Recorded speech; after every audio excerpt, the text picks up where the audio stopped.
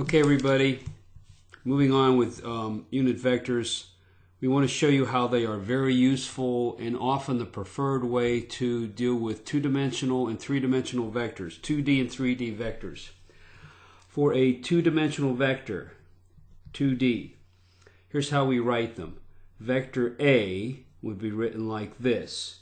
It would be AX I hat plus AY J hat. This is the X component, AX I hat, that's the positive X direction along the positive X axis, plus the Y component, which could be positive or negative, and this is the positive Y axis.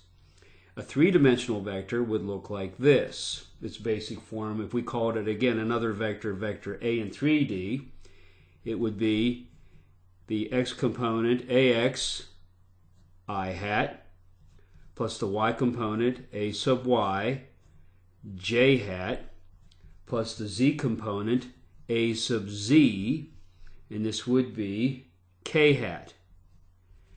That's the basic form of how we write them. It's actually a nice way to do things. It's actually the method of component done with a little bit of a different notation in some respects. So the components of vectors, the component vectors of A are, so if we want to think about it, the component vectors are AX I hat, AY J hat, and AZ K hat. Then you have the X, Y, and Z components, which are just AX, AY, AZ. Let's look at this in a little more detail. Let's draw ourselves a two-dimensional vector A in quadrant 1. Okay, that vector will look something like this. Okay, this is the x-axis, of course. There's the y-axis. And we want to basically draw a vector we're going to call A. Vector A, quadrant 1, looks like this, let's say. There's vector A. All right, and we want to draw its components a little bit differently this time. Let's drop a perpendicular down to the x-axis. Let's also drop a perpendicular to the side over to the y-axis. Instead of building a right triangle as we've done with AX and AY, we're going to keep them on the axes where they actually are. So if we come out like so with a component like this, it's the usual. This is AX, all right, and if we come up like so along the y-axis, this is AY, but there's going to be something additional that we're going to do here. Now what you need to know and see is that we have imposing another vector here. That little vector, that's I hat, and in a similar manner coming up like this imposed vector, that's J hat. These are just the dimensional unit vectors I hat and J hat that remind us what's positive along these two axes. And then so to specify these components a little more directly, AX turns into AX, and you have to put the I hat after it. So this is AX I hat, and AY in a similar manner becomes AY J hat. So the components are the large vectors as we've always drawn them. We're just imposing the unit vectors like this. Now we're not going to always draw this like this. We're just trying to make a point. Okay? And so if we think about it, vector AX, vector component AX equals AX I hat. The vector component A sub Y, and they are vector components, and this equals the Y component times J hat. Okay, now if we think about it in some of our old language and notation, we know that vector A can be thought of in the old way of doing it that you're used to as the sum of AX plus AY.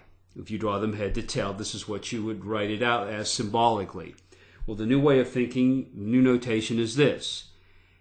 Vector A equals the x component times I hat plus the y component a sub y times j hat. It's just a new way of writing it out. Same meaning basically, just with a little different notation. Now let's look at when we will be adding these vectors. And this is where this gets to be to some advantage once you catch on to the system. So we want to look at adding vectors.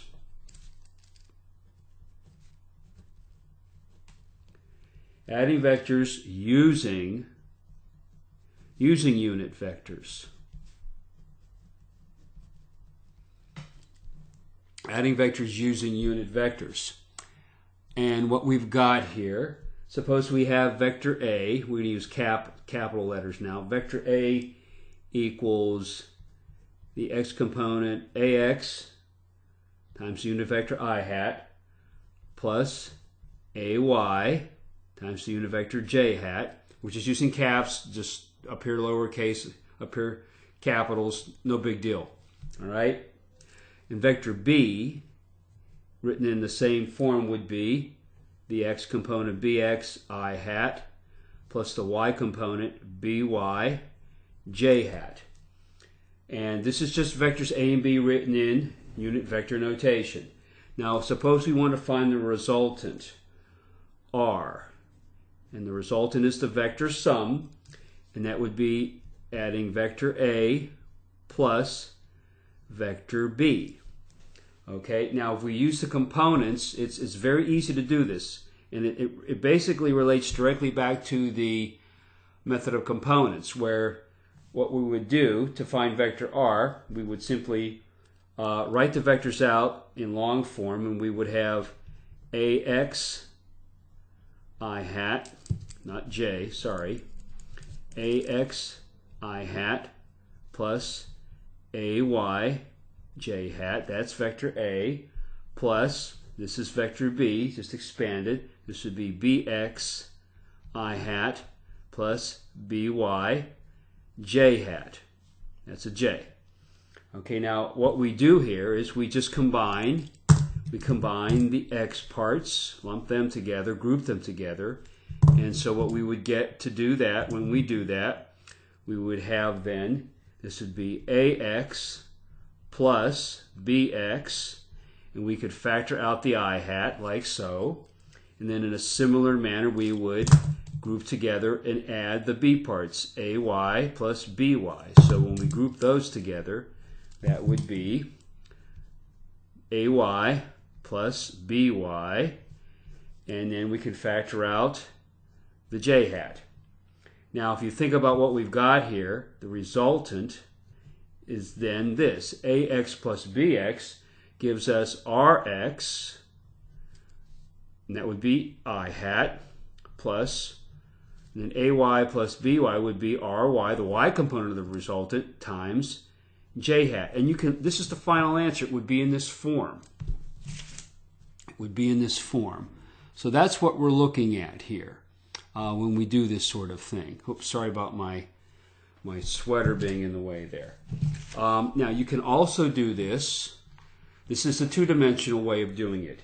If we want to do it for 3D, it just expands to one more part. And so for 3D, it's going to look like the following.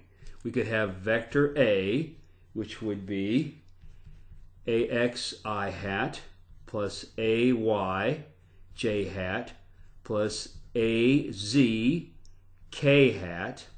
Vector B would be BY I hat plus, I'm sorry, that should be BX, my bad. The X part of B I hat plus BY j hat plus BZ k hat.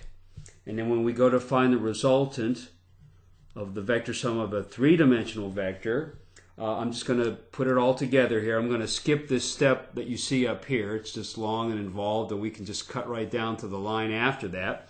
We would just do the following. We would group together the X parts, the Y parts, and the Z parts. So you would have this. You would have AX plus BX, I hat plus the next quantity grouped together would be the y part of A plus the y part of B, AY plus BY, J hat. And then finally the third part, the Z part, this would be AZ plus BZ grouped together and factor out the K hat. So you've got that. Now what you then have, another way to write this then is that the resultant for a three-dimensional vector, AX plus BX gives us the X component of the resultant times the unit vector I hat. The Y components, AY plus BY, gives us the Y component of the resultant RY times J hat. And then finally, the AZ plus the BZ, the Z components of the two vectors, would give us RZ, the Z component of the unit vector, the resultant, times the unit vector of K hat. So this would be the final form of the answer that you would want. You would keep it like this. The components, the X, Y, Z components times the I hat, J hat, K hat. It's not hard to catch on to. It's a nice system. Now, we would like to, in the next short little video, do a couple of examples with some numbers.